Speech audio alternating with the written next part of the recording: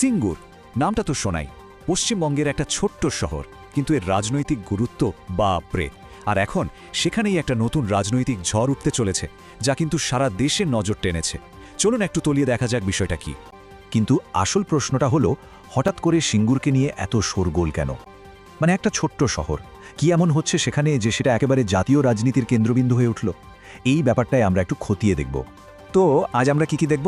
প্রথমে সিঙ্গুরের সাম্প্রতিক power play, তারপর এর পেছনের ইতিহাসটা একটু ঝালিয়ে নেব, আর শেষে বোঝার চেষ্টা করব এই লড়াইটা আসলে বাংলার জন্য কতটা গুরুত্বপূর্ণ। তাহলে চলুন সরাসরি ঢুকে পড়া যাক প্রথম অংশে। মানে সিঙ্গুরে এখন ঠিক কী চলছে? সম্প্রতি সেখানে এমন কিছু ঘটনা ঘটেছে যা একটা বড়সড় রাজনৈতিক সংঘাতের জন্য স্টেজ তৈরি করে দিয়েছে। এই পুরো ঘটনার কেন্দ্রে আছে একটা ঘোষণা, আর সেটা হলো আগামী 28শে জানুয়ারি মুখ্যমন্ত্রী মমতা বন্দ্যোপাধ্যায় সিঙ্গুরে একটা বিশাল জনসভার ডাক দিয়েছেন। এখন মনে হতেই পারে একটা জনসভা নিয়ে এত কথা বলার কি আছে? এখানেই তো আসল টুইস্ট। ব্যাপারটা একটু দেখুন।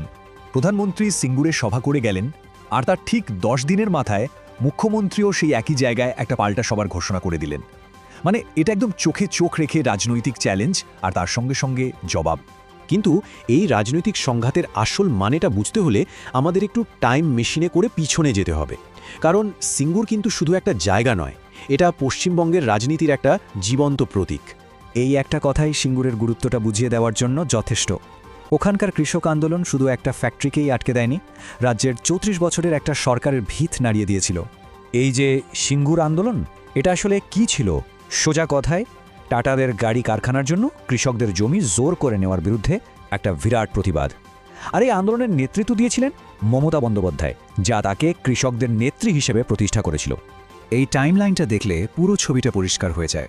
ভাবুন একবার, 2006 সালের একটা স্থানীয় আন্দোলন কিভাবে আজ জাতীয় রাজনীতির লড়াইয়ের কেন্দ্রবিন্দু হয়ে উঠেছে। অতীত আর বর্তমান যেন এখানে মিলেমিশে একাকার। আচ্ছা, এবার আবার বর্তমানে ফেরা যাক। এই নতুন ঝামেলার শুরুটা ঠিক কি দিয়ে হলো? আসলে কিছুদিন আগেই প্রধানমন্ত্রীর একটা সফর এই পরিস্থিতিটাকে নতুন করে গরম করে তুলেছে। প্রধানমন্ত্রীর সেই সভার কয়েকটা দিক কিন্তু বেশ ইন্টারেস্টিং। প্রথমত, তিনি সেই ঐতিহাসিক প্রতিবাদের জায়গাতেই সভাটা করলেন। দ্বিতীয়ত, রাজ্যের বিরুদ্ধে জঙ্গলরাজের মতো কড়া অভিযোগ আনলেন। কিন্তু মজার ব্যাপার হলো, রাজ্যের জন্য শিল্প বা বাড়িঘর নিয়ে কোনো বড় ঘোষণা ছিল না। আর সবচেয়ে বড় প্রশ্ন, বাংলার আবাস যোজনার টাকা কেন আটকে, সে ব্যাপারেও কিন্তু তিনি চুপ ছিলেন।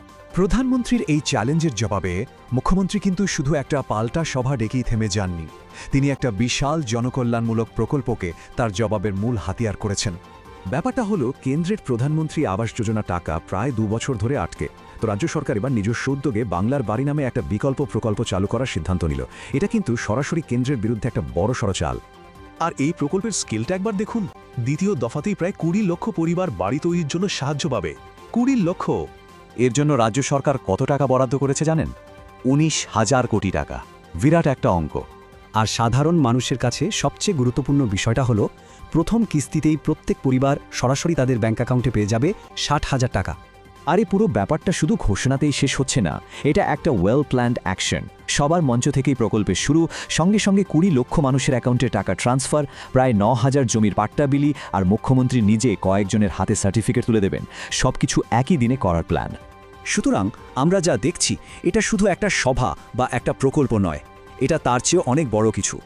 এটা হলো বাংলার রাজনৈতিক ন্যারেটিভ বা গল্পটা কে কন্ট্রোল করবে তারই একটা লড়াই। এই টেবিলটা দেখলে দুই পক্ষের কৌশলটা একদম জলের মতো পরিষ্কার হয়ে যায়। একদিকে আছে রাজনৈতিক অভিযোগ আর তহবিল আটকে দিয়ে চাপ সৃষ্টি করা, আর অন্যদিকে তার জবাবে পাল্টা সভা আর সরাসরি মানুষের হাতে সুযোগ সুবিধা তুলে দিয়ে কাছে পৌঁছানোর চেষ্টা। আসলে এই পুরো লড়াইয়ের শেষ লক্ষ্য কিন্তু একটাই, নির্বাচনের আগে নিজেদের কর্মীদের চাঙ্গা করা আর ভোটারদের কাছে একটা পরিষ্কার বার্তা পৌঁছে দেওয়া যে কে তাদের জন্য সত্যি সত্যি কাজ করছে। তাহলে শেষ প্রশ্নটা এটাই দাঁড়াচ্ছে, মুখ্যমন্ত্রীর এই পদক্ষেপ কি একটা মাস্টার স্ট্রোক, নাকি এটা একটা হাই স্টেক পলিটিক্যাল গ্যাম্বল বা জুয়া? এই যে এত বড় একটা জনকল্যাণমূলক প্রকল্প, এটা কি ভোটের মাঠে খেলা ঘুরিয়ে দেবে, নাকি এর ফল অন্য রকমও হতে পারে?